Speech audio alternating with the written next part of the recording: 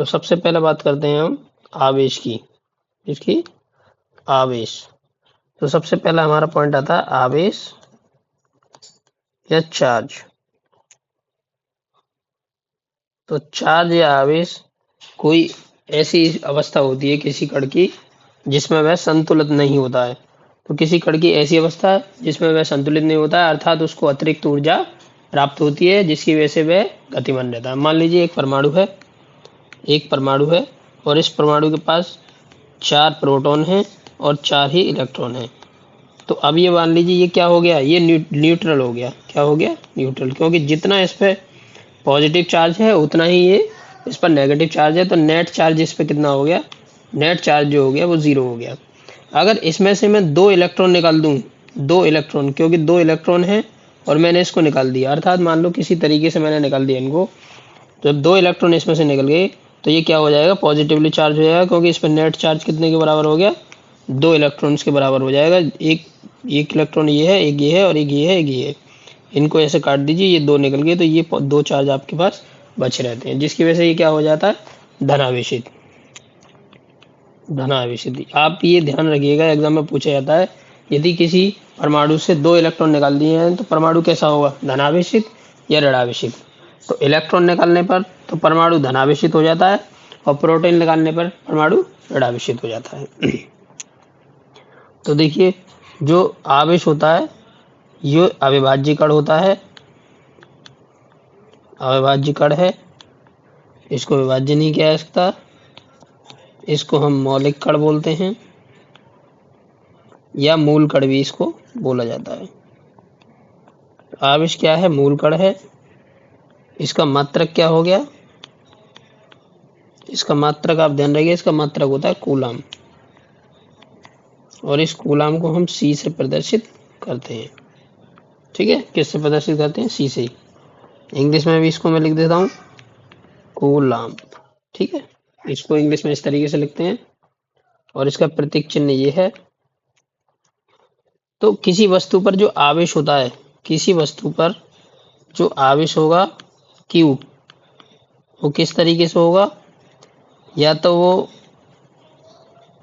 वो 1.6 into 10⁻⁻19 coulomb होगा। ठीक है, तो किसी वस्तु पर जो चार्ज होता है ये ध्यान रखिए कितना होता है? 1.6 इंटू 10⁻⁻19 कूलम।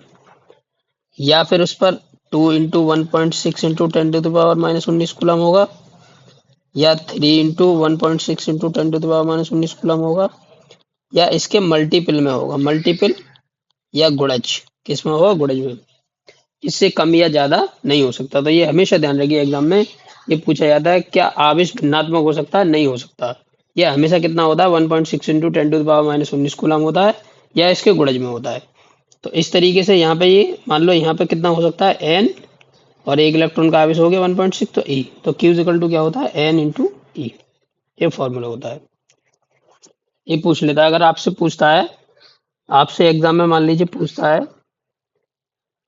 कि जो परमाणु है, अगर मान लीजिए नाइट्रोजन का परमाणु है और इस नाइट्रोजन के परमाणु में से 2 इलेक्ट्रॉन निकाल दिए जाते हैं। कितने निकाल दिए जाते हैं? 2 इलेक्ट्रॉन। तो उस पर नेट चार्ज कितना होगा? नेट चार्ज कितना होगा? नेट चार्ज आप जानते हैं, 2 इलेक्ट्रॉन निकाले हैं तो 2 प्रोटॉन के बराबर उस पर नेट चार्ज होगा। कितना हो जाएगा? Q equal to N E. N कितना हो गया? 2, और E कितना? 1.6 इंटू 10⁻⁻19 कूलम। तो कितना हो गया? 3.2 इंटू 10⁻19 कूलम। ये नेट चार्ज हो गया उस पर। ठीक है, लिख देता हूँ इसको। समान आवेश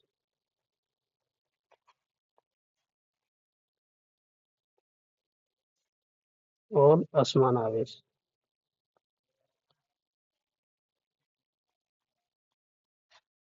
तो जो समान आवेश होते हैं, देखिए समान आवेश, ये मान लीजिए ये समान आवेश इस तरीके से हो सकते हैं, या तो ये दोनों प्लस प्लस होते हैं और या फिर ये दोनों माइनस माइनस हो सकते हैं। और जब ये समान आवेश होते हैं तो क्या होता है?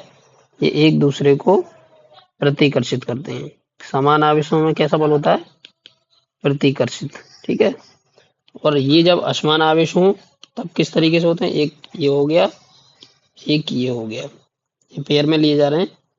तो ये प्लस हो गया, ये माइनस हो गया, ये माइनस हो या ये प्लस हो, तब ये एक दूसरे को क्या करते हैं, आकर्षित। तब ये एक दूसरे को क्या करते हैं, आकर्षित या अट्रैक्ट करते हैं। और ये क्या करते हैं, रिपल्स करते हैं। तो इनमें रिपल्सिव फोर्स होता है और इनमें अट्रैक्शन फोर्स होता है। ठीक है, अट्रैक्शन। तो ये पूछा जाता है एग्जाम में कि जो विद्युत बल होते हैं, विद्युत बल, जो विद्युत बल होते हैं वो आकर्षण और प्रतिकर्षण दोनों होते हैं। ठीक है, आकर्षण और प्रतिकर्षण दोनों होते हैं। लेकिन गुरुत्व बल जो होते हैं आपके, गुरुत्व बल, ये ध्यान रखिए, गुरुत्व बल जो होते हैं वो केवल और केवल आकर्षण बल होते हैं। कैसे होते हैं, आकर्षण के बल होते हैं, प्रतिकर्षण के नहीं होते। तो समान आवेश एक दूसरे को आकर्षित करते हैं, असमान आवेश एक दूसरे को प्रसारित करते हैं। अभी इसमें देखिए और क्या होता है। तो जो समान आवेश हैं, समान आवेशों में विद्युत बल रेखाएं किस तरीके से होती हैं, विद्युत बल रेखाएं। और असमान आवेशों में विद्युत बल रेखाएं किस तरीके से होंगी, एक आवेश ये होगा आपका, एक ये होगा, एक यहाँ ले लेते हैं, एक यहाँ ले लेते हैं। तो जो समान आवेश होंगे, प्लस और प्लस, माइनस और माइनस, ये क्या करते हैं, जो समान आवेश होते हैं वो एक दूसरे से दूर जाते हैं। ठीक है, इनमें विद्युत बल रेखाएं दूर की ओर होती हैं और इनमें विद्युत बल रेखाएं पास की ओर होती हैं। इनमें विद्युत बल रेखाएं कैसी होती हैं, पास की ओर। इनमें तो दूर की ओर होती हैं क्योंकि ये प्रतिकर्षित करते हैं, क्या होते हैं, प्रतिकर्षित करते हैं। इनमें पास की ओर होती हैं, पास की ओर। कैसी होती हैं, पास की ओर होती हैं। पास मतलब अंदर की ओर। तो जो नेगेटिव चार्ज होते हैं, नेगेटिव चार्ज, उसमें विद्युत बल रेखाएं, बल रेखाएं अंदर की ओर होती हैं, अंदर की ओर। और जो पॉजिटिव चार्ज होते हैं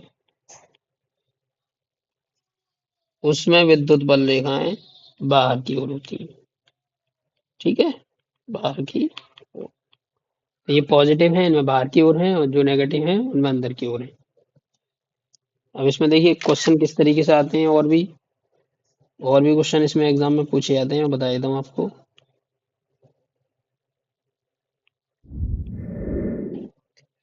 एक हमने ये ले लिया और एक हमने ये ले लिया।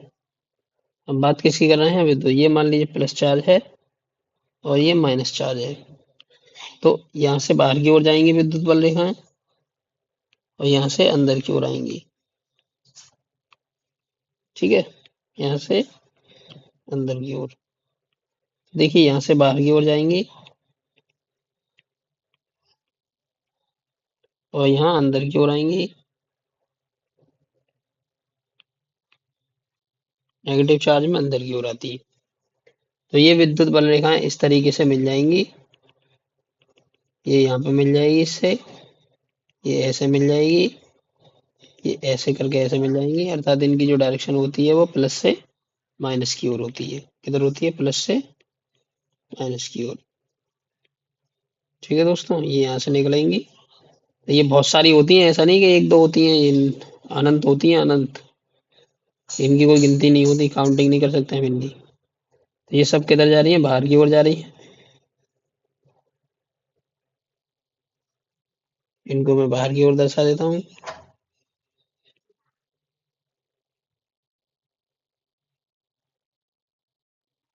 और इसमें अंदर की ओर आती हैं आपकी।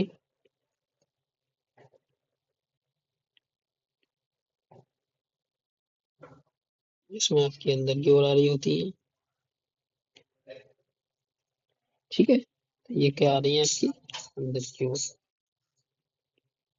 तो ये जो बीच में पॉइंट होता है, यहाँ विद्युत बल रेखाएं बहुत दूर दूर होती हैं।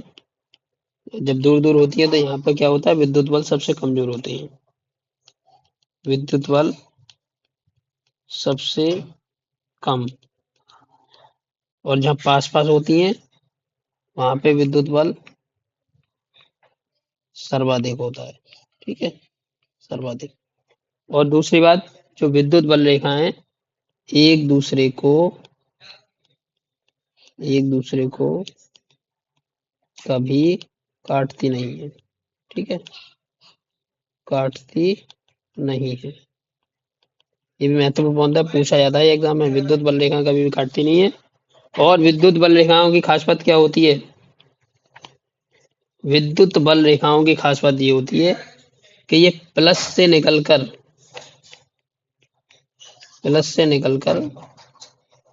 माइनस पर समाप्त हो जाती है। माइनस पर समाप्त हो जाती हैं। तीसरी चीज, ये बंद वक्र नहीं बनाती। बंद वक्र नहीं बनाती। ठीक है, ये बंद वक्र नहीं बनाती। मान लीजिए आपके पास दो चार्ज हैं, एक ये चार्ज है Q1 और एक ये चार्ज है Q2। ठीक है, ये दो चार्ज मान लिया आपके पास, और इनके बीच की दूरी क्या है? R। ये इनके बीच की दूरी है। तो इनके बीच जो लगने वाला बल होगा, जो बल होगा, बल, या हम इसको बोलते हैं इलेक्ट्रिक फोर्स। क्या बोलते हैं? Electric force. तो F जो होता है वो डायरेक्टली प्रोपोर्शनल टू होता है Q1 इंटू Q2 के। अब जो बल होता है, विद्युत बल, वो दोनों आवेशों के गुणनफल के अनुक्रमानुपाती होता है। और जो इनके बीच की दूरी होती है उसके व्युत्क्रमानुपाती होता है, उसके वर्ग के व्युत्क्रमानुपाती होता है। जब हम इन दोनों को मिलाते हैं तो इसका मान क्या आ जाता है? 1/4 पाई एप्सिलॉन नॉट के into Q1 Q2 upon r square. ठीक है, Q1 Q2 अपॉन आर। के क्या है? के जो है परावैग गुणांक है। क्या है? परावैग गुणांक। ये कांस्टेंट होता है, इसका मान कुछ भी हो सकता है। वायु अथवा निर्वात के लिए ये एक होता है। वायु अथवा निर्वात के लिए इसका मान एक होता है। ठीक है, धातुओं के लिए अलग होता है। धातुओं के लिए कुछ और होता है, मोम वगैरह के लिए कुछ और होता है, ये अलग अलग होता है। ठीक है, इसको निर्वात की विद्युतशीलता भी बोलते हैं आप। तो ये आकर्षण बल, ये जो बल होते हैं, मतलब विद्युत बल जो होते हैं, ये कैसे होते हैं? आकर्षण और प्रतिकर्षण दोनों होते हैं ये। ठीक है, आकर्षण और विद्युत धारा की, विद्युत धारा। तो जो विद्युत धारा होगी आपकी वो कितनी होती है?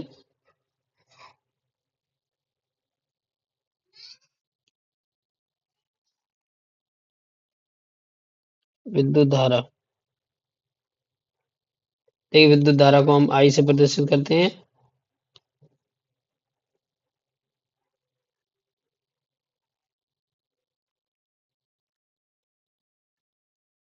और आई इज इक्वल टू होता है Q अपॉन टी। ठीक है, विद्युत धारा की दिशा जो होती है, धारा की दिशा किधर होती है? विद्युत धारा जो है प्रोटॉन, या हम इसको बोलते हैं धनावेश, जिधर धनावेशित गति करता है। मान लो जिधर धनावेशित गति करता है, धनावेश मान लीजिए ये धनावेश है और ये इधर गति कर रहा है, तो धारा की भी दिशा इधर ही होगी। ठीक है, और अगर मान लीजिए ऋणावेश हो, ऋणावेश, और ऋणावेश मान लीजिए ये ऋणावेश है और ये इधर गति कर रहा है। ठीक है, तो आपकी जो धारा की दिशा होगी वो इधर होगी, मतलब ऋणावेश के विपरीत दिशा में होती है। और इस धारा का जो मात्रक होता है वो क्या होता है? इसका मात्रक होता है एम्पियर। एम्पियर। और इसको हम ए से प्रदर्शित करते हैं। ए से इसको प्रदर्शित करते हैं। दूसरी चीज, इसमें एक चीज और ध्यान रखिएगा, क्योंकि विद्युत धारा सदिश योग के सदिश योग के नियम का पालन नहीं करती। इसीलिए इसीलिए ये क्या है? अदिश राशि है। ठीक है, क्या है? अदिश राशि की धारा।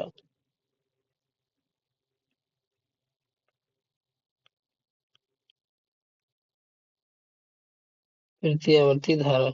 और ये क्या होती है? प्रत्यावर्ती धारा को हम अल्टरनेटिंग करंट बोलते हैं। Alternating current. अल्टरनेटिंग करंट होता है, इसको हम एसी बोलते हैं। अभी जो एसी होती है वो कुछ इस तरीके से फ्लो करती है। जो वायर है उस वायर में कुछ इस तरीके से फ्लो करती है। ठीक है, ये कुछ इस तरीके से फ्लो करती है। तो ये फिक्स नहीं होती है, ये दोनों तरफ फिक्स करती है। तो अगर मान लीजिए आप कोई चार्जर ना लगाएं और बिना चार्जर के आप किसी को, मान लीजिए बिना चार्जर के आप मोबाइल चार्ज कर रहे हैं, तो मोबाइल आपका चार्ज नहीं होगा। क्यों नहीं होगा? क्योंकि जितना ये पॉजिटिव घूमती है उतना ही नेगेटिव घूमती है। जितना चार्ज करेगी उतना ही डिस्चार्ज कर देगी। इसलिए हम चार्जर लगाते हैं और चार्जर क्या करता है? उसको डीसी में बदल देता है। ठीक है, डीसी मतलब एक साइड में बदलता है। ये नेगेटिव वाले जो उसके चार्ज होते हैं ये क्या करता है? इसको काट देता है। अब देखिए, हम चार्जर के बिना इसको चार्ज नहीं कर सकते, क्योंकि ये एसी जो होती है जितना चार्ज करती है उतना ही वो करती है। और ये इसकी जो फ्रीक्वेंसी होती है वो कितनी होती है? फ्रीक्वेंसी होती है 50 हर्ट्ज। और इसकी विद्युत धारा की जो एम्पियर होते हैं वो कितने होते हैं? 5 एम्पियर। और वोल्ट कितने होते हैं? 220 वोल्ट। ठीक है, तो जो घरों में प्रयुक्त की जाने वाली धारा है, ये क्या है? घरों में प्रयुक्त विद्युत धारा। इसकी आवृत्ति 50 हर्ट्ज होती है। और इसकी जो विद्युत धारा होती है इसमें 5 एम्पियर होती है। और वोल्टेज इसमें कितने होते हैं? 220 वोल्ट। तो वोल्टेज की एक बात ध्यान रखिएगा, विभव, जब तक विभव जो है विभवांतर में नहीं बदलेगा, विभवांतर, तब तक तार में करंट का फ्लो नहीं होगा। करंट का फ्लो नहीं होगा। जब विभवांतर होगा दो तारों के बीच में, तभी इलेक्ट्रॉन प्रोटॉन क्या करते हैं? फ्लो करते हैं। ठीक है, तो इसीलिए हम वोल्टेज को हम किस में नापते हैं? वोल्ट में नापते हैं। ठीक है, अब प्रतिवर्ती धारा की खास बात क्या है? ये संधारित्र में से, संधारित्र जो होता है आपका, संधारित्र, संधारित्र या इसको कंडेंसर भी बोलते हैं, इसमें से पास हो जाती है। इसीलिए हम पंखों को आसानी से चला लेते हैं। ठीक है, संधारित्र में से पास हो जाती है, इसीलिए हम पंखे को आसानी से चला लेते हैं।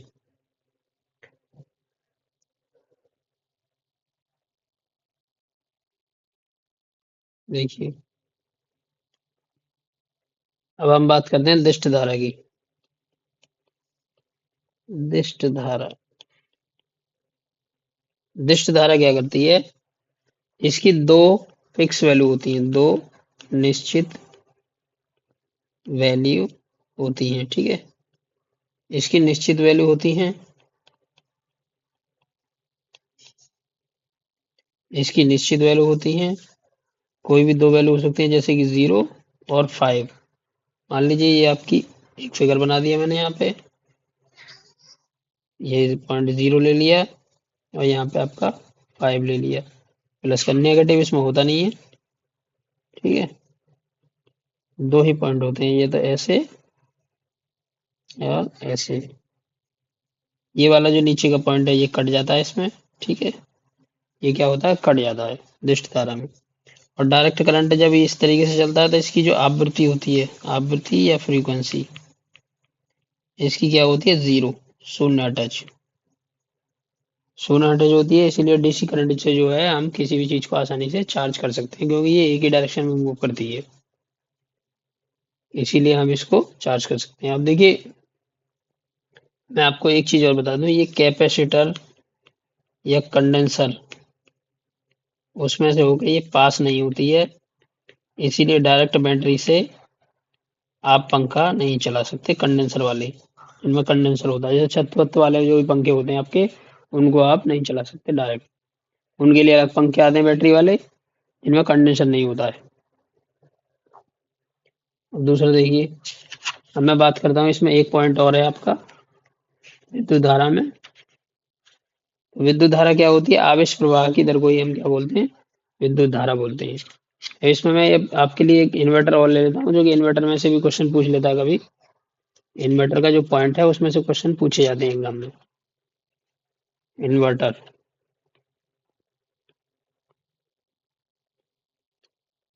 तो जो इन्वर्टर होता है, इन्वर्टर,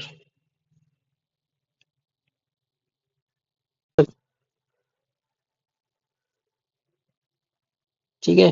तो इन्वर्टर का आप सबसे पहले ये ध्यान रखिएगा, ये जो काम करता है ये नॉट गेट पर आधारित होता है। नॉट गेट, ठीक है। किस पे? नॉट गेट पर। मतलब इनपुट, इनपुट और आउटपुट, ये समझना है इसको ठीक से।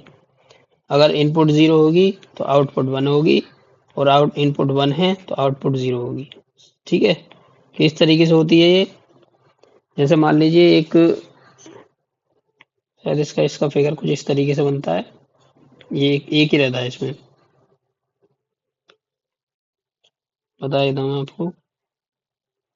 इन्वर्टर कुछ इस तरीके से होता है, इसका मुझे ध्यान नहीं है, फिर भी आप देख लीजिए। तो ये मान लीजिए ए है और ये आपका वाई है। तो ए आपका 0 होगा तो ये 1 होगा, और ये 1 है तो ये 0 होगा। मान लीजिए बिजली आ रही है, बिजली मान लो आ रही है, आ रही है, तब ये क्या होता है? 1। तब आपका इन्वर्टर क्या होता है? 0, मतलब बंद रहता है। और जब बिजली आपकी चली गई, 0 हो गई, तब इन्वर्टर आपका क्या होता है? ऑन हो जाता है, तो 1 हो जाता है। इस तरीके से ये नॉट गेट पर काम करता है, ये ध्यान रखिएगा। ये एग्जाम में पूछा जाता है, नॉट गेट क्या होता है। नॉट गेट में ए पॉजिटिव, ये 1 होगा तो ये क्या होगा आपका? 0 होता है, और ये 1 हो, ये 0 होगा तो ये 1 होगा। AND gate, NOT gate, NAND gate, ये सब मैं बता दूंगा एक दिन कंप्यूटर के एक कोर्स में। AND gate, NAND gate, NOT gate, ये सारी चीजें मैं आपको बता दूंगा।